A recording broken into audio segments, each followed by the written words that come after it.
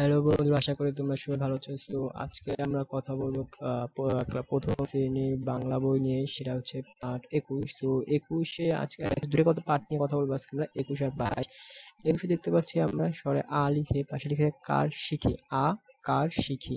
তো আকার দেখতে হচ্ছে এরকম একটা আমার দাগ কিভাবে লিখতে হয় সেটাই দেখাচ্ছে এখানে। প্রথমে এরকম একটা দিব, তারপর উপরে যাব, তারপরে পাশে দিব। তাহলে কি এটার নাম হচ্ছে আকার। তাহলে এটার নাম কি? আকার। তার আকার দিয়ে আমাদের অনেকগুলো আমরা জিনিস বানাতে পারি, যেমন কি ক ক যদি আমরা লিখি তাহলে কোনো অর্থ প্রকাশ করে না, তাই না?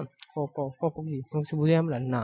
সো ক আকার, ক আকারে কা ক, যদি ক আকার দিই তারপর কি হয়ে যায়, কা ক হয়ে যায়। যেমন কাক, কাক জানি কি এটা পাখি। যেমন দেখো ক গজ, কগজ। যদি আমরা কগজ লিখি তাহলে কগজ বলতে কোনো কিছু বোঝায় আমাদের না, আমরা বুঝতে পারি না বন্ধুরা। সো আকার কা গজ, তখন কি এটাকে কাগজ হয়ে যায়। ঠিক আছে বন্ধুরা? ওকে, এটা হচ্ছে পার্ট আমাদের 21। সো আজকে যেহেতু ছোট পার্ট, তার দুইটা আমরা একসাথে পড়বো।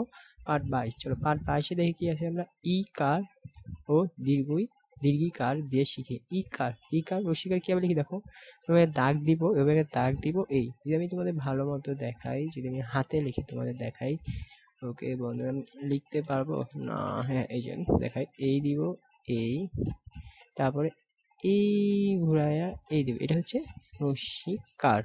ওকে, রসিকার দিয়ে কি কি হয়? ঘয় দিয়ে গেলে ঘি। নর্মাল ঘ লিখলে কোনো কিছু বুঝি আমরা না, কিন্তু ঘয় রসিকার ঘি লিখে আমরা ঘি, এটা খাবারের তেল জাতীয় দ্রব্য। তারপর আর কি বলছিলাম আমরা? দীর্ঘিকার। এখন দীর্ঘিকার কিভাবে লিখবো? দীর্ঘিকার লেখাটা একটু কষ্ট, দেখো কে বলছে। এই দিব, তারপরে দাগ দিব। দাগটা না দিলেও হবে, এখনকার লেখার সময় দাগ আমাদের চলে আসবে। তারপরে এই দিয়ে ঘুরিয়ে ঘুরিয়ে ঘুরিয়ে ঘুরিয়ে এইদিকে একটু এদিকে রাউন্ড করে আসবে। কিভাবে রাউন্ড করে আসবে? এই যে এরকম করে আমি আবার দেখাই তোমাদের। এই এই এই এই এই একটু এদিকে ঘুরে আসবে। এটা কি? দীর্ঘিকার। দীর্ঘিকারে কি হয় দেখো, কয়দিকে কি বই না, কি করলা, কি কাজ হলো, এরকম টাইপের। ওকে বন্ধুরা, তো আজকের ভিডিও বন্ধুরা এখানেই আমরা সমাপ্ত করছি। আগামী ভিডিও দেখার জন্য তোমাদের সবাইকে অনুরোধ রইল।